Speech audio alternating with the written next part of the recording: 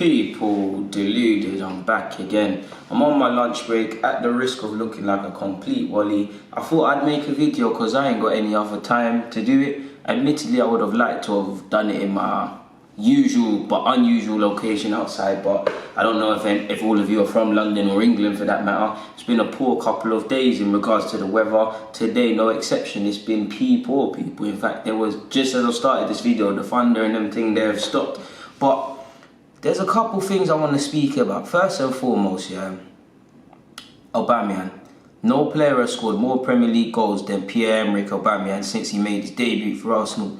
He's got 39 goals and 56 in 56 games. He's got 39 goals. Obviously, he's got 7 goals in 7 or some mad statistic like that this season in the Premier League. I can't believe some people wanted to sell him in the summer just because he's on the wrong side of 30. I get the logic, but like I said in the summer, we finally have a player who is guaranteed, that irrespective in his position, he guarantees results. Whatever you say about his general play, about this and that, he's guaranteed 20 league goals minimum in the league. He's shown that in his first full season in the Premier League, and obviously this now is his second. Obviously when he came to the club halfway through the season, he's shown he scores goals. As a manager, that's a dream, because it doesn't matter if you're Gooner, Emery, Pep Guardiola or Klopp. You've got to look in pre-season of what your players can do. Let me use Liverpool and Spurs, Liverpool and City as an examples.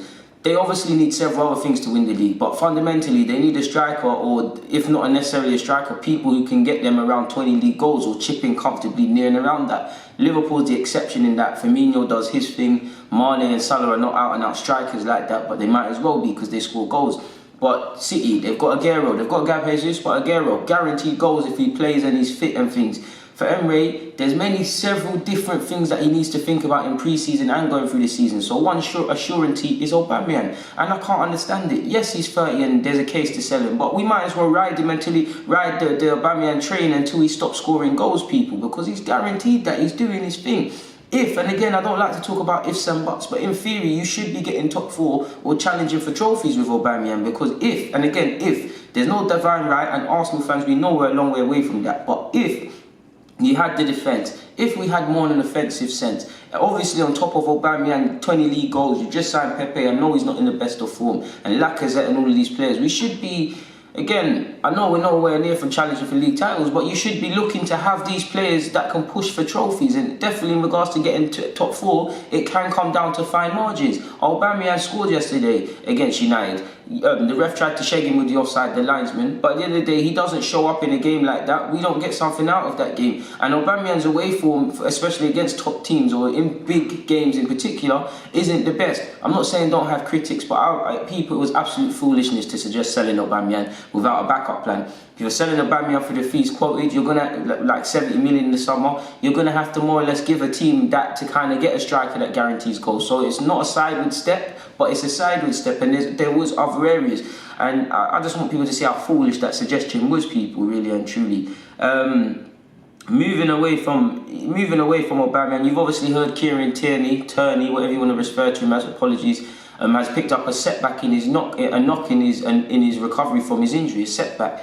It annoyed me because I've already done my preview for Standard Liège and he's in it. But it's now come out that Arsenal have liaised with Scotland, and the Scottish manager has come out and said Arsenal basically said it wasn't wise to select him. He's only played 70 minutes of football. It's best that he continues this rehabilitation. He might have suffered a step back. There's no guarantee he starts against Standard Liège on Thursday. I hope he does. He's got 70 minutes. Is it naive to think he can play 60 to 90, potentially do the same on Sunday against Bournemouth? Kolasinac would probably come in, or you'd think Kolasinac would probably play midweek, and maybe Tierney gets his start at the Emirates in the league. Who knows? But it seems that it's promising in that regards. Who else is there to suggest? Who else is there to talk about? I believe before we played Man United, Pepe had a couple of comments, people, and his comments were, "My debut, it's not been easy. We must tell the truth. I'm not good enough in my stats or my usual form. It's not the same as in Lyon or during the Liverpool match early in the season. The confidence must come back. I'm not very worried. People may be worried about my statistics. Obviously, people, you know, he's played 7 games, only 1 goal, 1 assist. Really and truly, it was a penalty that was given to him as a result of camaraderie and brotherly love. And if we want to be harsh, charity from Aubameyang, really and truly, to get him going. So yeah, it's nice that he's recognised that, and he said the confidence must come back. I'm not very worried, like I've already said. I have to keep working because the level is different, so is the language. It's a new championship for me. I have to adapt quickly, but it will not be long. So for me, I'm standing by Pepe. He's frustrating, and yeah, if you're not playing well, you need to take your criticisms. And again, his price tag is going to be impossible. Even if he does play well and played in form, I don't think players like that, you can never really justify that price tag. So we kind of crippled him in that sense. I do think he can play better. I do think he's been poor at times. He's shown, I'm staying with him because I don't think it's a thing where I'm looking at him and saying, what is this player really got? I'm staying with him because he's frustrating because of his decision making and his teething problems in the league. I think there's a player there. If he can improve his decision making and improve the quality of shots, because I do think his shooting's been a bit off, he could be a decent player. I think the one culture shock has been to him, and he is a very good dribbler, and he showed it especially against Liverpool, and he had an encouraging game against Spurs. There's less space in the Premier League, and when the space does open up, you've got to take advantage of it. Probably it's a culture shock because it's end to end, it's all action, 90 minutes sort of thing. So he's still adapting to that. Physically, there's a lot of adapting, like you saw against United as well. For me, he's still clearly adapting to his teammates because the chemistry isn't fully there. Just within our team, we've got players that are square pegged in round holes. You can't really say we're looking like a team that really works on offensive drills and stuff. So I do think several attacking players aren't able to showcase their brilliance, and that kind of harms Pepe on top of having to learn it, because it takes time. He's got a good relationship with Aubameyang and whatnot, but it takes time to read, okay, Aubameyang's going to make that run, let me dip down there. Do you get it, people? All of this is going to take time. For me, part of me wants to move him to the left winger. Now, I say that, I don't want to touch Saka. If it's not broke, don't fix it. I feel Saka should get the week off against Standard Liège, and we're back again against Bournemouth. But part of me wants Pepe, as he's left-footed, to move back over to that left-hand side, because in theory it's simpler, people. You receive it off your fullback, you have a pass inside, or take a man on. Obviously, there's way more things you can do as a left-footed player, or when you're a left-footed or right-footed player and you're put on the other side. And I do think if we can look to try and simplify his game, when he gets the possession, ball in possession, he's only got fewer options to do, then that might help him. There's also the case of taking him potentially out of the firing line. I stand by him, people. I think, again, I don't want. I'm being very careful with my words. He's clearly not. I want him to go down. Obviously, if he's bought for 70 odd million, you want him to go down as a club legend and things like that. An educated guess, it will take a lot for him to be mentioned with Perez's and Henry's and Bergkamp's and players like this. But none of them really had the best of starts to their life at Arsenal. Could you imagine if Henry was written off after 6 months? I'm not saying everyone must be Henry, but I think he's showing encouragement.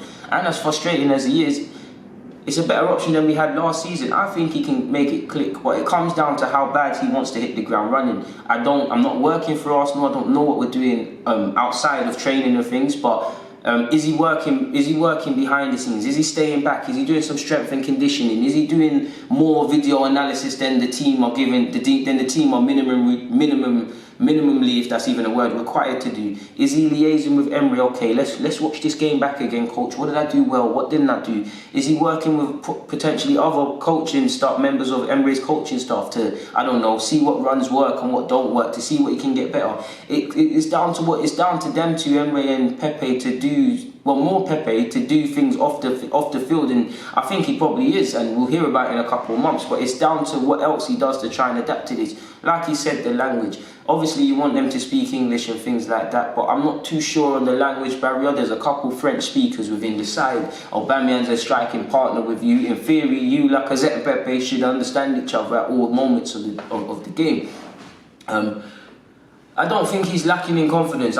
He's still trying things. I think it's just the decision making. It's just an adaptation. And I'm not gonna lie, people. There is something I just can't put my finger on, people. He's just not. There is obviously him just not doing the business, which I've already recognised. At the moment, he's not doing the business, but I'm willing to persist with him. If you was looking at him at Leo, you knew he wasn't the finished article. He was frustrating at Leo. There was a couple of times he was scoring and games were covering it. He's a 24-year-old. Now, as a 24-year-old, you need to come into your own. I'm not saying judge Pepe the same way he judged Saka, because Saka should be cut more slack, obviously, because of his age. But he's still developing. He's not the finished article, people. So I don't know what people were expecting. I think it will. I'm not trying to make excuses. I think he will come good, but he is playing poor at the moment. And for me as well, if I was Pepe, I would look at, I would look at several comments by Charlie Nicholas And I think Roy Keane, they were questioning his body language, his questioning is he up for the fight and things like that. I would take that personally. I would take all of these quotes from these pundits writing you off, print them off, hang them up in your yard. And every day you wake up, that is motivation. And then one day if you work hard enough, then comments are gonna look so foolish. What is it? Stuart Pearce, way before my time, he said Bergkamp was a waste of money. Like I said, Bergkamp was at Arsenal way before my time and I could comprehend football. I saw Bergkamp, as born in the 90s, coming like towards the end of his career. Do you get it, people? That's why Henry's more my guy.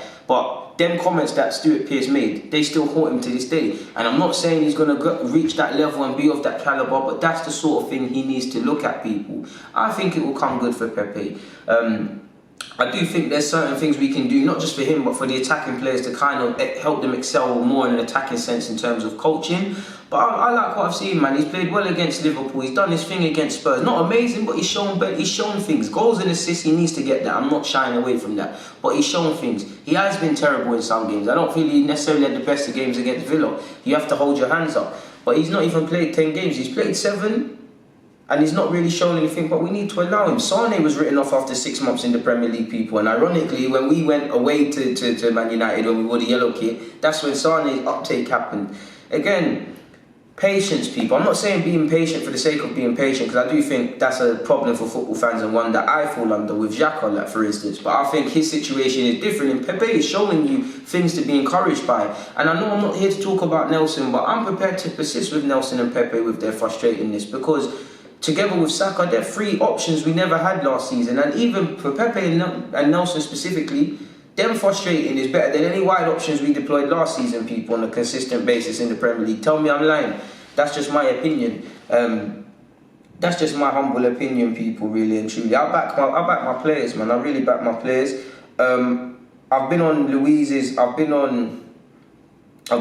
and Socrates' backs, as has a lot of Arsenal fans, and I feel against United, I don't feel we played perfect, but I feel them two, I've said it in another vid, but them two deserve praise, people. I think they put in good performances. Socrates, watching that game, made a couple of important blocks, people.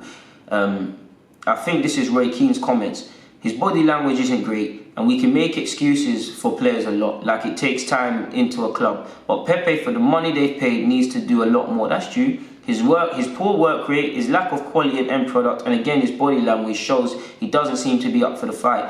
I wouldn't say the work rate isn't there. I see it. I see him working hard. I see him getting into positions. The end product, I agree, it's not quite there. The decision making isn't there. At times he's overrunning it. At times he's thinking too much. For me, that chance where Aubameyang and Saka really combined it very well together to kind of lay it on the plate. I don't understand why he shot straight away. If he scored, it would have been a lovely finish, but he had more time. This is where it goes into being a 24-year-old, recognizing what you're doing in these situations. And I don't feel, obviously, Pepe needs coaching, but I feel it's down to Pepe to make himself a success or a failure at Arsenal. But I also feel this is where it comes down to the coaching aspect with these young players or players with unproven potential to a degree. How much work are we doing individually with them, excluding just the general team sort of analysis and training that we need to do to just be a Premier League side in the tactics, people. It's tough. Emre can't divide his time to every specific young player that needs potential. Because do you get it, people? He's trying to get us in the top 4. He can't give